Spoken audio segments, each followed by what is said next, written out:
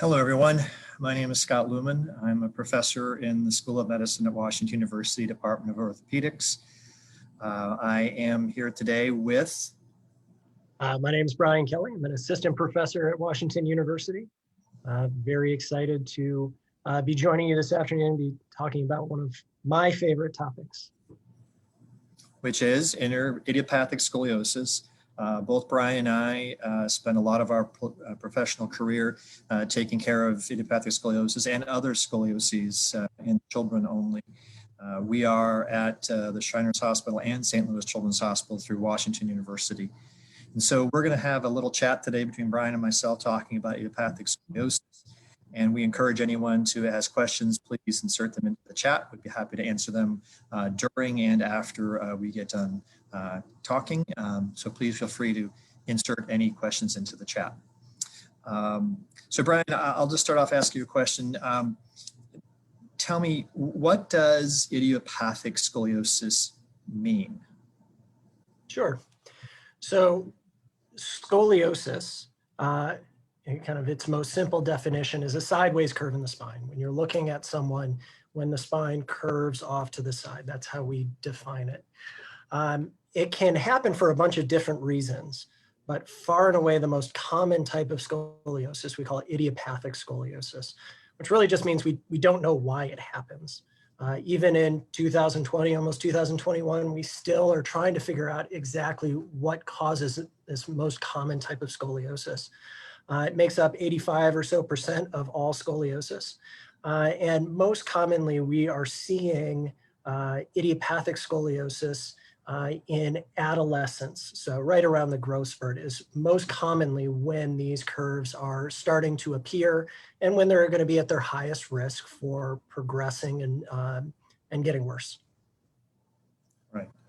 So you mentioned the adolescent idiopathic type, and because it doesn't have a cause, we don't know, but it hits at other ages also. So, you'll see babies that have idiopathic scoliosis, but we're going to focus our discussion today on adolescent scoliosis just because it's an easier topic for us to get 30 minutes, but it encompasses the entire spectrum of ages in kids.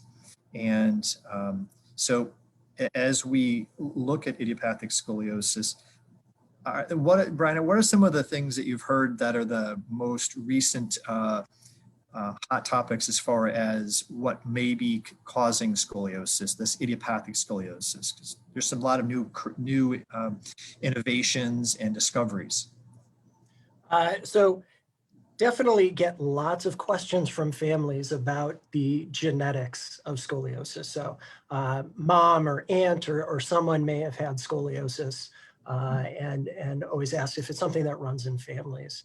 And the answer that I give to people who ask that question is yes, there is a genetic component, but it's far more complex than mom has it, all the kids have it, or brother or sister have it, then we expect all the siblings to have it. That it probably involves a number of different genes and their interplay, and no one single gene that we can just test for and say, here's your risk for scoliosis, here's what your scoliosis is going to look like. But there's a lot of effort along those lines in terms of trying to better understand what the genetics of scoliosis are. I think while we talk about it being idiopathic, there probably is some underlying cause, and it may not be the same cause for everybody. That it could be a number of different issues. We know that children who have disorders that affect the connective tissues in the body tend to develop scoliosis. So there could be some sort of undiagnosed connective tissue disorder that we don't really, kind of subclinical that we don't diagnose formally. So kind of the things that I'm thinking about in terms of what we're trying to figure out right now, and understanding why the spine kind of grows abnormally. What could be causing that? And then one of the tests that came out many years ago was that Scoli score. That we swabbed a bunch of children and they were doing some collection of information. Unfortunately, that really didn't help us all that much to predict who was not going to progress and need treatment. So we don't really use that anymore. I'm not sure it's used very much anywhere at the present time. It just didn't show that it was very predictive. And just as you mentioned, that there's so many different factors and probably a lot of different genes that goes into this, that it's not just one gene causes scoliosis. And so it is something that's still under a lot of investigation trying to figure it out. So I guess you're saying then is that if mom has scoliosis, the kids won't get it.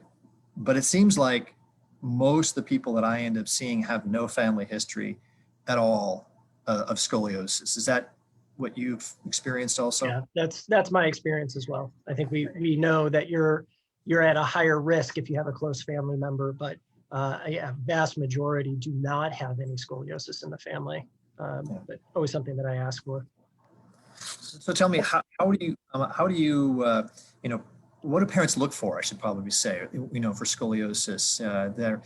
Even if they don't have a family history, they want to check out their child. How would you say that parents could kind of keep an eye on their child? So I think the number one thing that I would tell parents is you do not have to be making this diagnosis for your child. That it can be very subtle. That the first and foremost, you want to make sure that your child is getting regular checkups with their pediatrician. That typically scoliosis, especially as we get towards the adolescent growth spurt and this time where most scoliosis is going to develop, in particular at that time, pediatricians are taking a closer look. Now, in terms of what parents can be looking for, it's really asymmetry is what we notice on exam. So that can be shoulder asymmetry. The shoulders look not level. The waist or the hips don't look level. The body appears shifted to one side or the other. And then the test that we typically use as a screening test, and this is not something that parents are going to be seeing kind of on a normal, regular basis, is when the child bends over, you can actually see one side of the back is higher than the other. And parents may remember doing that test in school, school nurse having them bend over and touch their toes. But that gives us a look at the rotation that goes along with the scoliosis, and we use that as a screening test.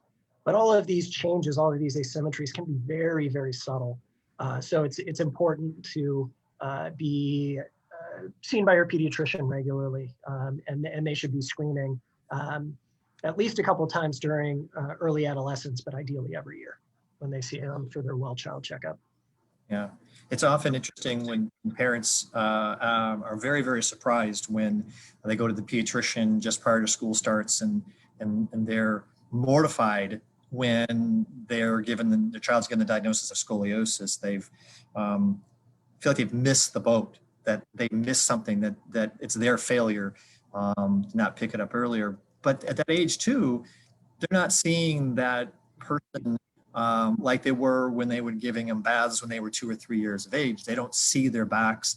And a lot of scoliosis, as you were talking about, when they start wearing clothes, especially over the fall, winter months, that you don't see some of that asymmetry popping up. And so they first see it, either pediatrician sees it. The other thing is when it gets warm up outside and they start wearing their bathing suits, parents pick up that sometimes, but they're absolutely mortified. I mean, it's as if the parent thinks that they caused it or they've missed the boat. What's your experience with that kind of feeling that the parents have? I totally agree and see that very frequently.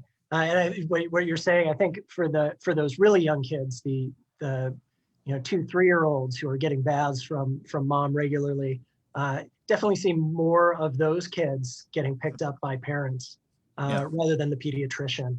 And you're exactly right.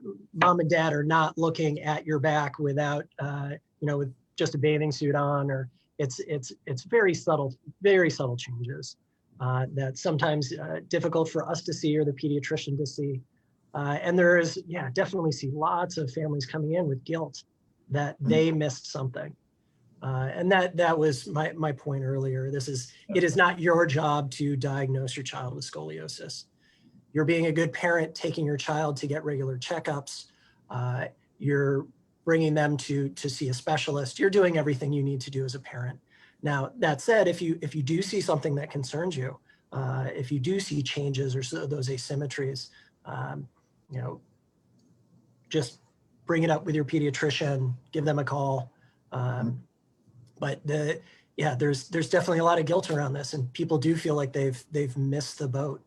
The common question I get, Brian, is sorry to interrupt, but what could I have done differently to prevent this or to take care of this? There's really nothing people do for this particular diagnosis. There's nothing that you can do to say by getting it 2 months earlier that it would have changed something for the child. It's very difficult to see, and especially when the kids have two curves. They have two curves, they balance out very well, and actually seems like when they have just one curve, either up high or down low, it's much more obvious for us to see. And those kids come in with a lower magnitude of a deformity very, very early because, as you mentioned, the shoulders are off their waistline. So that's very common to be seeing. So, so what would you, when someone has a suspicion and they take it to the pediatrician, what step for an evaluation, as far as imaging, what do the pediatricians or what do we get to make the diagnosis of scoliosis? So generally when we are evaluating for scoliosis, it starts with the examination, looking for those asymmetries that we were mentioning. And if we do see asymmetry, the way to make the diagnosis, confirm the diagnosis, and really start to evaluate how we're going to start thinking about treatment is based on x-rays. So typically it is an x-ray kind of from up here down through the pelvis, getting a view of the entire body from the front and from the side. So typically 2 views where we can see the entire spine. And then we can evaluate that sideways curve, we can quantify it. And then we start coming up with a treatment plan with you and your child based on their age, their gender, the curve pattern, and the amount of growth, most importantly, as well as the size of the curve, the magnitude of the curve. Because those are the things that really are prognostic or are most predictive of whether or not these curves will change and get worse. And it's important, I think, too, to add in that we really like to get standing x-rays or sitting x-rays against gravity, rather than getting them laying down, because that's the way that the body is going through space, is being upright against gravity. And every one of these curves will be lower magnitude when we're laying down. So we really want to see them when they're upright. Absolutely. So the other thing is, when you mentioned, the upright and the curve, is that the way we measure scoliosis is a Cobb technique. So we're looking for 2 vertebrae which are the most angled relative to each other. So as the curve's going up, if you have 2 vertebrae that are most angled, we're measuring against those vertebrae. That's kind of our language that we use when we're talking about, so that we can quantify the magnitude of the deformity. So as best we can, Brian and I can talk about apples to apples rather than apples to oranges with different measurements. So that's our language with scoliosis, is in degrees. And obviously 0 degrees means that everything is stacked up straight and there's no curve. But as they start to curve and angle, that's the language that we use. And we have to have at least 10 degrees of that measure to call it scoliosis, because anything less than that is falling within the normal range of the population. So getting more than that is what we call scoliosis. And minor degrees of scoliosis are very, very common in our population. It starts to get, as the number gets higher, there's fewer and fewer people involved, and fewer people actually need something like a surgery. But there's a lot of people running around who have a very mild degree of scoliosis, who are doing very well as adolescents and as adults. So Brian, one question I think we get commonly asked is, I'm going to just give a little scenario. So my child's got scoliosis. Let's say they've got 15, 18 degrees, which is mild to Brian and I, but it is scoliosis. And what activities are appropriate, are safe? And another correlator to that was, any of them make my child's scoliosis worse? So I think when I pull up X-rays in a room with a family and we have a 15 or 18 degree curve, it can look very dramatic. Seeing that X-ray of your child and seeing that curvature, it is visible. It is still relatively mild though, if you're talking about a 15 or 18 degree curve. Now, as best we know, based on the research we have on scoliosis, there's not any activity that a child is going to do that's going to make things better or worse. That what drives the progression of the scoliosis is growth, not wearing a heavy backpack on one shoulder or tumbling and doing backflips. And when I see patients with a 15 degree curve, I want them not to think of their back as abnormal. I want them to think of they have a back that has a little bit of a wiggle in it. It is still strong, it's stable, it moves normally, and there are no activity restrictions, as far as I'm concerned, for almost all children with scoliosis. So you think gymnastics is okay, and tumbling, and swimming, and contact collision sports, if they want to do that? Well, we could have a whole nother discussion about risky sports. But as far as the back is concerned, there's no reason not to play. There's no sports that I would restrict kids from. Okay. So as we look at these kids, and you mentioned we quantify their scoliosis, and we start talking about treatment, if it needs treatment. Observation is one thing we do quite a bit of, where we just wait and watch. And that is something when somewhere in the neighborhood of under 20 degrees is certainly, in my book, I just watch that. I think 20 to 25 degrees of the scoliosis, it gets a little bit in the gray zone, depending upon what families want to do, how interventional they are.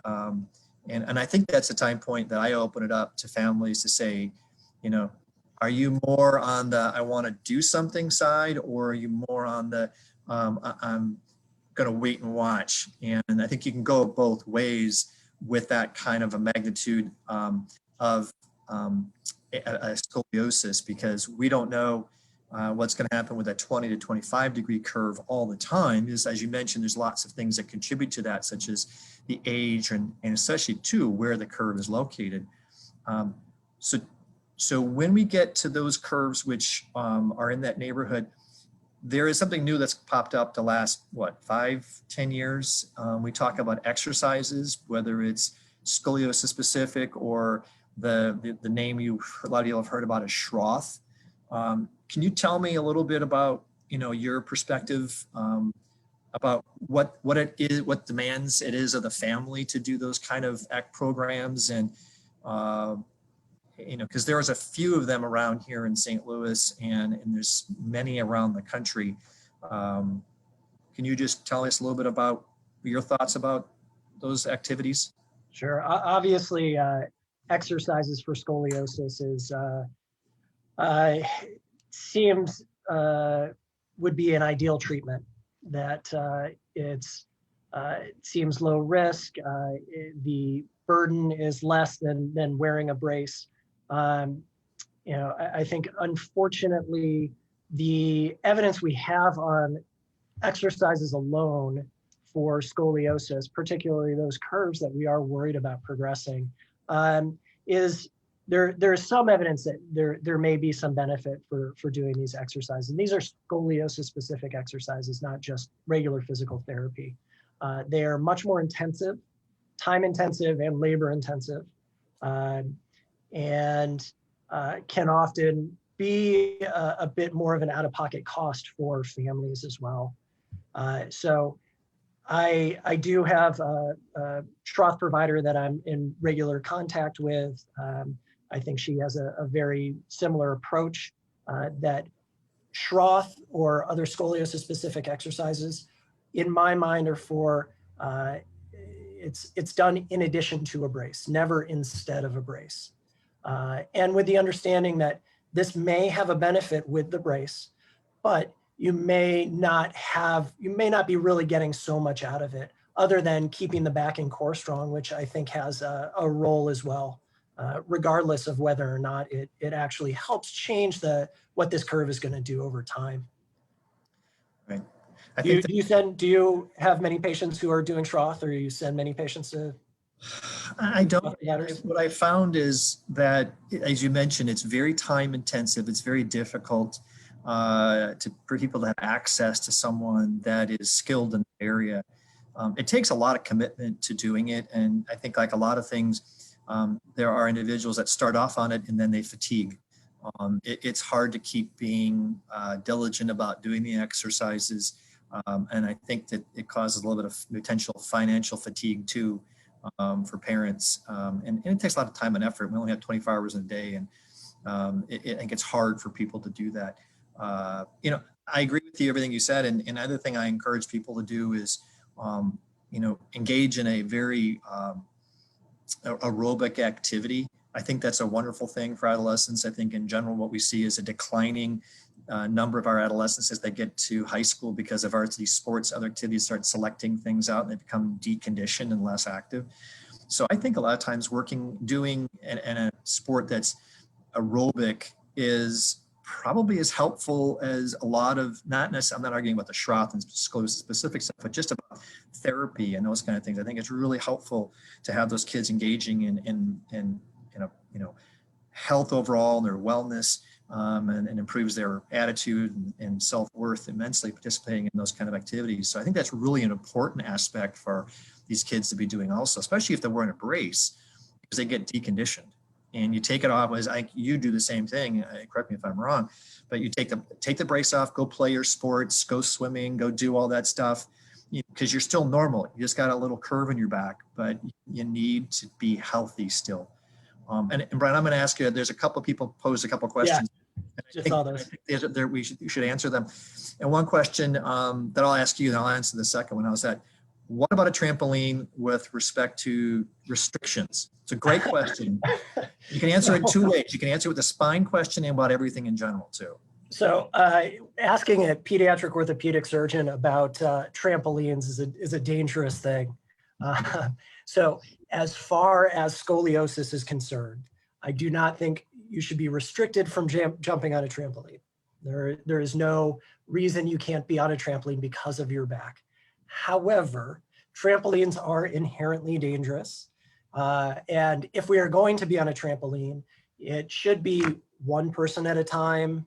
We're not doing backflips. We make sure that the trampoline is in good repair. So basically like the least fun trampoline jumping ever, straight up and down. Yeah. Yeah, and the walls, sometimes even they have padding. Right. Even with, as I agree with you, that I had my 20s plus years of doing this, I've seen major injuries from trampoline that were not related to the spine. In fact, very few were ever related to the spine. I've never seen a spine injury from a trampoline. I've seen neck injuries, but pretty rare with everything else. Yeah. Thank you. The next question, which I'll go ahead and take that one. Are there any sports activities that could be helpful in improving scoliosis? I've heard swimming. Again, there's no particular exercise activities that will improve scoliosis. Now, scoliosis can be stagnant for a while, and it's related to how fast the individual is growing. Because so kids grow in what's called a saltatory fashion, which means like walking uneven stairs.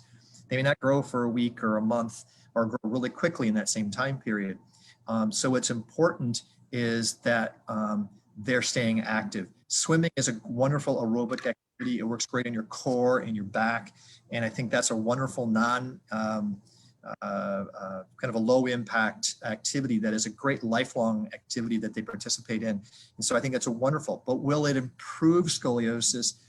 I don't think it's going to improve scoliosis per se, but it's a great activity with a very low risk of injury as opposed to Brian's trampoline therapy that he's advocating. No, I'm just kidding. Not trampoline therapy at all.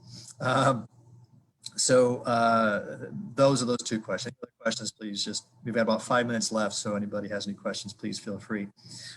There's another question about bracing, which I think is probably the next thing that we should probably go into. When do we start thinking about other types of treatment like bracing, and what's the role of that? What's the purpose?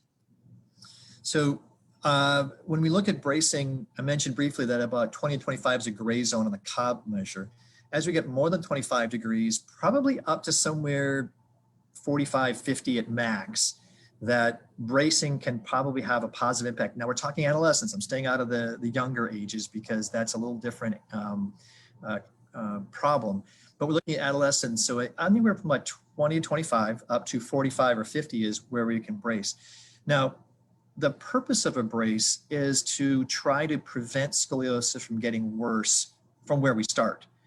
So if you look at all the big brace studies, they pretty much say that success is defined as not more than 6 degrees of progression for some, other ones going to surgery. But certainly what they've seen, and they follow these kids, is that when it doesn't change, that's success. So if you start at 25, 35 degrees, that when you complete bracing, some people will call that success for it not to get worse. And that's really the aim for our scoliosis. It's pretty rare that any of our kids that are wearing a brace actually get straighter or get cured in it. They look better in the brace than out of the brace, but they still have the curve at the end. Bracing is something that we do quite a bit of. As soon as the kids get into that area, we start looking at bracing as an option, and it takes a lot of discussion with family, because giving them a brace doesn't somehow magically work if it's sitting in the closet in the bedroom and they're not wearing it.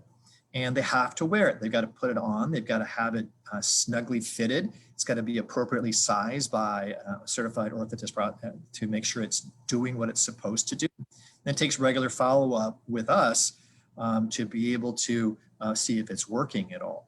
And let's see here. Let's go to another question. A couple of specific questions. Yeah, okay. My daughter has a 29-degree upper curve and 39-degree lower curvature. The orthopedic surgeon said we've been to said to treat, should she be in a brace at least? She is 15, but I think you just answered it. But not exactly answered it, right? Because one thing that's really important to know is this young person still growing? Because bracing is really something to be used only when we are growing, because we're trying to prevent it from getting worse. Well, I don't usually brace people when they're done growing, and that's important to make that assessment. Brian, how do you tell people, how would you answer this with someone and their age, only knowing their age? So typically, girls are going to get through a majority of their vertical growth by around age 14 or so. You know, the way I think about bracing is we're trying to direct growth. So once growth stops, there's really no point to a brace. It just pushes on you and tortures you. You take it off, spine settles back to the position it was formerly in. That when you are growing really fast and you can get the spine to grow more this way, rather than trying to go all sorts of different directions, that's when it can be useful. So typically a 15-year-old, regardless of the size of the curve, is not going to, in most cases, have much benefit from bracing. But 15 is, everybody matures at a different rate, speed, time. So can't just from the age know exactly how much growth is left. But in general, most girls are going to be through a majority of their growth at that point. And then I think the other question was for a 12-year-old with a 50-degree curve. That's a little different problem. So if we're to say that this young 12-year-old is an average 12-year-old that we would see in our office with a 50-degree curve, I think we say, well, they're over 25, they deserve something active to do. When we get to 50, it gets a little bit into a gray zone, and we don't have time to get into all of that. I think for myself, if we're going to stick to does a bracing benefit, I don't think bracing benefits when you get more than 50 degrees, because this person's in the surgical range to me. So whether, and surgery is a whole different half-hour discussion here on Facebook to discuss surgery options, except for the major ones. But I don't think that I would brace, in general, a 50-degree curve in a 12-year-old, because this person's going to be going on to surgery of some type. And so I'd rather not torture the individual and then do surgery for that. So we're kind of at 5 o'clock. Any last comments, Brian, before we wrap this up? I think there's one last question. Okay. I was told that idiopathic scoliosis should cause no pain, but my daughter has presented with pain in her right shoulder blade. Is that normal? So back pain in general in children and adolescents, just like in adults, is something that I think is fairly, I don't want to say it's routine, but very, very common. So scoliosis in and of itself isn't necessarily painful, but having back pain, muscular back pain, pain around the shoulders or lower back, in addition to scoliosis, is extraordinarily common and isn't necessarily indicative of something more sinister going on. And in fact, oftentimes that back pain, while maybe not directly caused by the scoliosis, might lead to an evaluation by the pediatrician where the back is examined a little bit more closely and scoliosis is found. So would I say that that's normal? I would say that a lot of my patients who come in with scoliosis do have some sort of back pain. Yeah, I would agree. It's very common. And the pain that's episodic, that is activity related, is probably all muscular back pain. There's a lot of variety of what back pain could be, but things around the shoulder blades, very common that's musculoskeletal pain related to scoliosis, and therapy or exercises can be very helpful to that also. So Great. I want to say that I want to thank everyone for watching this half-hour session on Facebook Live with Brian and myself. Washington University Orthopedics and Pediatrics, we see patients at Progress West. We see at the center, the Specialty Care Center out on Mason and 40 here in St. Louis, and at St. Louis Children's Hospital, and we're also at Shriners Hospital. And Brian, any last comments before we wrap this up? Thank you all for watching. If this brought up questions, I encourage you to reach out to your pediatrician. And of course, we are always available as a resource to talk to you or evaluate your children if there are concerns.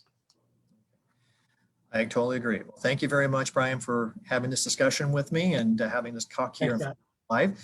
And I want to thank everyone for watching, and be on the lookout for other Facebook Live broadcasts from Washington University Orthopedics. I want everyone to be safe and healthy. Wear your masks, all right? And take care, everybody.